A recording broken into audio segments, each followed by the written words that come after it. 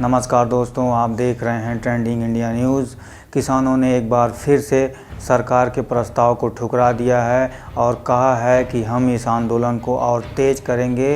12 दिसंबर को दिल्ली आगरा हाईवे और दिल्ली जयपुर हाईवे को जाम कर देंगे, टोल नाकों को फ्री कर देंगे और 14 दिसंबर को एक बार फिर से जो है भारत बंद का आह्वान करेंगे। दोस्तों, मैं आपको बता देना चाहता हूं कि कल सरकार ने किसान संगठनों को एक प्रस्ताव भेजा था जिसमें किसानों की मांग थी कि एमएसपी पर कानून बनाया जाए, लेकिन सरकार ने कहा कि वह एमएसपी पर जो है लिखित रूप में ये दे रही है कि एमएसपी बंद नहीं होगा। दूसरा जो है कि कॉन्ट्रैक्ट फार्मिंग में कोई विवाद होता है तो जो है पहले किसानों को एसडीएम और डीएम के पास जाने का प्रावधान था, लेकिन अब इसमें सरकार ने यह कह दिया है कि आप कोर्ट भी जा सकते हैं। और तीसरी जो सबसे बड़ी समस्या थी वो थी प्राइवेट प्लेयर जो इस कृषि के क्षेत्र में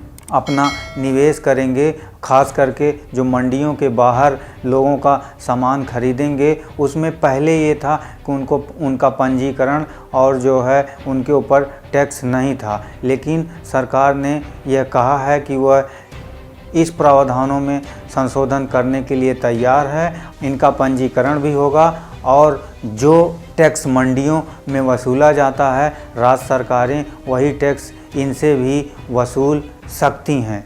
लेकिन इन सब के बावजूद जो है किसान आंदोलनकारियों ने और किसान नेताओं ने सरकार के इस प्रस्ताव को ठुकरा दिया है, लेकिन उन्होंने कहा है कि यह सरकार कोई दूसरा प्रस्ताव लाती है तो हम उसका स्वागत करेंगे। लेकिन दोस्तों, सबसे चौंकाने वाली बात यह है कि जिस तरीके से विपक्ष मोदी सरकार को अडानी और अंबानी से जोड़ती है, उसी तरीके से कल आंदोलनकारियों ने यह कहा कि वह अडानी और अंबानी के प्रोडक्ट को बाइकाट करेंगे।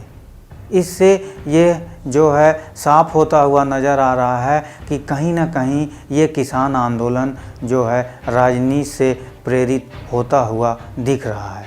वहीं पर बात करें देश की सबसे बड़ी विपक्षी पार्टी कांग्रेस की, तो कल 5 नेताओं का एक डेलीगेशन जो है वो राष्ट्रपति रामनाथ कोविंद से मिला और उन्होंने राष्ट्रपति को एक ज्ञापन सौंपा कि सरकार जल्द से जल्द इस कानून को रद्द करे, क्योंकि यह कानून किसानों के विरुद्ध है। वहीं पर कांग्रेस के नेता राहुल गांधी ने बाइट देते हुए कहा कि जो है इस वक्त किसानों को खड़ा होना बहुत ज़रूरी है और वो आज नहीं खड़े हुए तो आने वाले 20-25 सालों तक खड़े नहीं हो पाएंगे और उन्हें डरने की ज़रूरत नहीं है, क्योंकि हम उनके साथ डटे हुए हैं।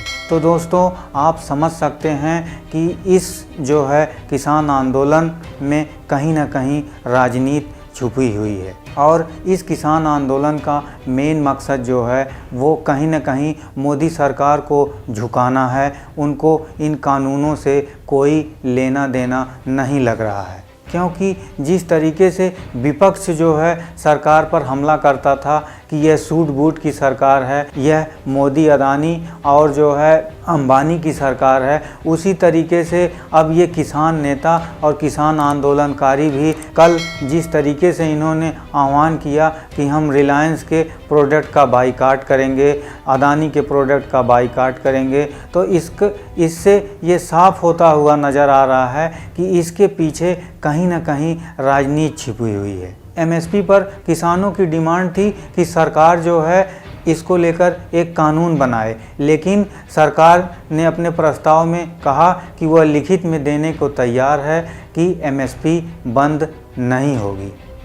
लेकिन इन सब प्रस्तावों को स्वीकार करने के बावजूद किसान नेताओं और किसान आंदोलनकारियों ने कहा कि वो इस आंदोलन को और तेज करेंगे, दिल्ली की सड़कों को जाम कर देंगे, दिल्ली जयपुर हाईवे को जाम कर देंगे, दिल्ली आगरा हाईवे को जाम कर देंगे। तो इससे आप समझ सकते हैं कि इनका मकसद क्या है। और रही बात इस किसान आंदोलन की, तो दोस्तों आप ये समझ सकते हैं कि लगभग 14 दिनों से ये किसान आंदोलन जो है जारी है और दिल्ली के सिंघू बॉर्डर से लेकर लगभग 15-20 किलोमीटर तक इन लोगों ने अपना डेरा डाल रखा है, लेकिन इसके बावजूद भी इनको जन समर्थन मिलता हुआ नहीं दिखाई दे रहा है। लेकिन जिस तरीके से इस किसान आंदोलन को लेकर सोशल मीडिया पर, ट्विटर पर हैशटैग चलाए जा रहे हैं और इलेक्ट्रॉनिक मीडिया लगभग 14 दिनों से लगातार इस खबर को कवर कर रही है, उसके बावजूद भी इनको व्यापक जन समर्थन मिलता हुआ नहीं दिख रहा है। और तो और यदि हम बात सिर्फ हरियाणा की करें तो हरियाणा के ही कुछ क्षेत्रों से भारत बंद के दौरान इनको जो है कुछ समर्थन मिला, बाकी हरियाणा में बंद का कोई असर नहीं था। तो दोस्तों, आप समझ सकते हैं कि देश की जनता भी समझ रही है कि ये किसान और किसान नेता हठधर्मिता कर रहे हैं, क्योंकि यदि हठधर्मिता नहीं होती तो आखिर ये विपक्षी पार्टियों की भाषा क्यों बोल रहे हैं। यदि इनकी लड़ाई सरकार से है तो इसमें जो है अडानी और अंबानी के प्रोडक्ट का बाइकाट करने का सवाल कैसे उठता है। और वहीं यदि हम बात करें राजनीतिक दलों की, खास करके कांग्रेस की, कल जिस तरीके से राहुल गांधी ने बाइट दी, उससे तो यही लगता है कि उनको यह उम्मीद है कि इसी किसान आंदोलन के पीछे उनकी राजनीति चमक सकती है, क्योंकि उनका जो बयान था वो किसानों को कहीं ना कहीं भड़काने जैसा था। उन्होंने कहा कि यदि किसान आज नहीं खड़े होंगे तो आने वाले 25 सालों तक खड़े नहीं हो पाएंगे। उन्हें डरने की ज़रूरत नहीं है, उनके पीछे हम खड़े हैं। दोस्तों, आपको भी मालूम है और मीडिया भी ये बता रही है कि ये जो आंदोलन है ये मुख्य रूप से पंजाब के किसानों का है और इस आंदोलन को देश के किसानों का बड़े पैमाने पर समर्थन प्राप्त नहीं है। लेकिन कल आप किसान नेताओं की बाइट को सुने तो उसमें एक किसान नेता ने बताया कि सरकार ने यह माना कि यदि किसान बिल पारित होने से पहले इन किसान संगठनों और इन लोगों से बातचीत हो गई होती तो यह समस्या नहीं खड़ी होती। यही वजह है कि सरकार तो झुकी है, लेकिन किसान और किसान आंदोलनकारी झुकने को तैयार नहीं हैं। दोस्तों, सरकार में बैठकों का दौर जारी है। अब देखना ये होगा कि क्या किसान आंदोलनकारियों की बात सरकार मानेगी या जो है सरकार कोई दूसरा प्रस्ताव किसान आंदोलनकारियों के सामने रखेगी और किसान आंदोलनकारी अपना आंदोलन ख़त्म करेंगे। यह तो आने वाला वक्त बताएगा।